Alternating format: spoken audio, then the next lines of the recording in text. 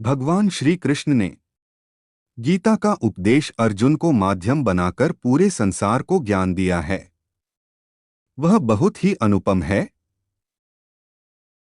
वेदों का सार उपनिषद है, उपनिषद का सार है गीता उपदेश के माध्यम से संसार को जीवन जीने की कला सिखाया है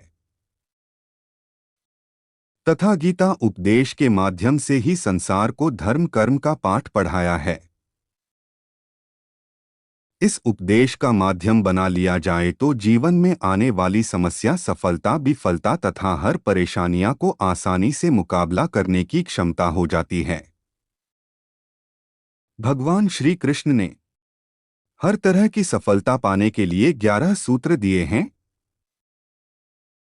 11 सूत्र को अपनाकर हर विषय पर सफलता आसानी से पा सकते हैं।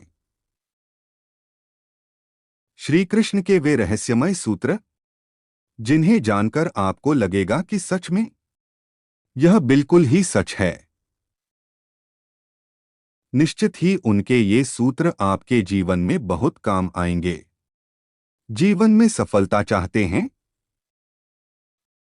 तो गीता के ज्ञान को अपनाएं और निश्चिंत तथा भयमुक्त जीवन पाएं। सफलता भगवान श्री कृष्ण कहते हैं कि यदि आप लक्ष्य को प्राप्त करने में विफल रहते हैं तो अपनी रणनीति बदलें, लक्ष्य नहीं। इस जीवन में न कुछ खोता है न व्यर्थ होता है। जो इस लोक में अपने काम की सफलता की कामना रखते हैं वे देवताओं की प्रार्थना करें, पूजा पाठ तथा आराधना करें और कामना करें। सफलता भगवान श्री कृष्ण कहते हैं कि यदि आप लक्ष्य को प्राप्त करने में विफल रहते हैं तो अपनी रणनीति बदलें, लक्ष्य नहीं। इस जीवन में न कुछ खोता है न व्यर्थ होता है।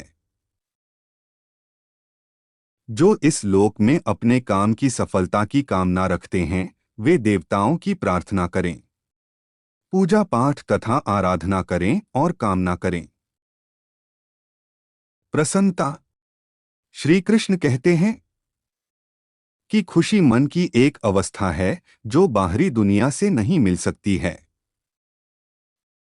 खुश रहने की एक ही कुंजी है, इच्छाओं में कमी। जितना कम इच्छा होगी उतना ही मन खुश रहेगा।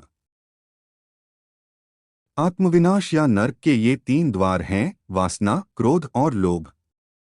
क्रोध से भ्रम पैदा होता है, भ्रम से बुद्धि व्यग्र होती है, जब बुद्धि व्यग्र होती है तब तर्क नष्ट हो जाता है, जब तर्क नष्ट होता है तब व्यक्ति का पतन हो जाता है। वह जो सभी इच्छाएं त्याग देता है और मैं और मेरा की लालसा और भावना से मुक्त हो जाता है, उसे शांति प्राप्त होती है। विश्वास क्या है? मनुष्य अपने विश्वास से निर्मित होता है। जैसा वो विश्वास करता है वैसा वो बन जाता है। व्यक्ति जो चाहे बन सकता है यदि वह विश्वास के साथ इच्छित वस्तु पर लगातार चिंतन करे। हर व्यक्ति का विश्वास उसकी प्रकृति के अनुसार होता है। विश्वास की शक्ति को पहचानें।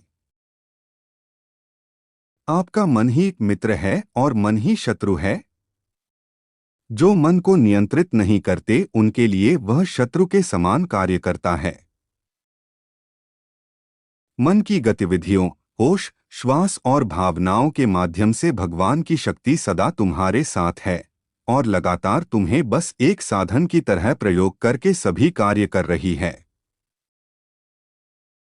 मन अशांत है और उसे नियंत्रित करना कठिन है, लेकिन अभ्यास से इसे वश में किया जा सकता है।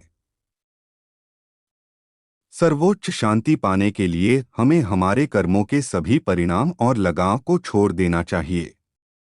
केवल मन ही किसी का मित्र और शत्रु होता है। निर्भीक बनो, उससे मत डरो जो वास्तविक नहीं है। न कभी था न कभी होगा।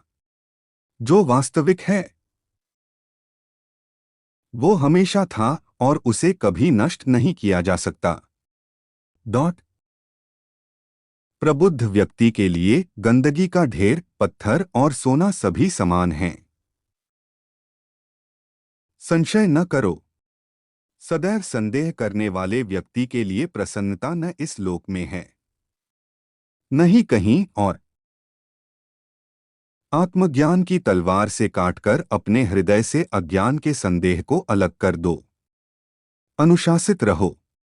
उठो। संदेह, संशय, दुविधा या द्वंद्व में जीने वाले लोग न तो इस लोक में सुख पाते हैं और न ही परलोक में। उनका जीवन निर्णयहीन, दिशाहीन और भटकाव से भरा रहता है। आत्मा न जन्म लेती है और न ही मरती है। जन्म लेने वाले के लिए मृत्यु उतनी ही निश्चित है जितनी कि मृत होने वाले के लिए जन्म लेना। इसलिए जो अपरिहार्य है पर शोक मत करो। न कोई मरता है और न ही कोई मारता है। सभी निमित्त मात्र हैं। डॉट। सभी प्राणी जन्म से पहले बिना शरीर के थे। मरने के उपरांत वे बिना शरीर वाले हो जाएंगे। यह तो बीच में ही शरीर वाले देखे जाते हैं। फिर इनका शोक क्यों करते हो? यह आत्मा किसी काल में भी न जन्मती है और न मरती है, अथवा न यह आत्मा हो करके फिर होने वाली है,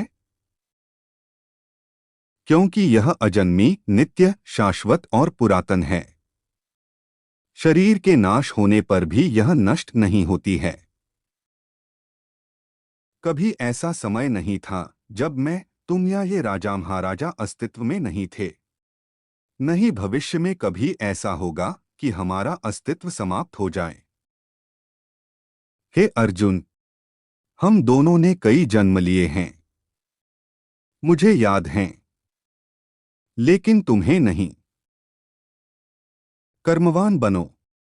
निःसंदेह कोई भी मनुष्य किसी भी काल में क्षणमात्र भी बिना कर्म किए नहीं रहता, क्योंकि सारा मनुष्य समुदाय प्रकृतिजनित गुणों द्वारा परवश हुआ कर्म करने के लिए बाध्य किया जाता है।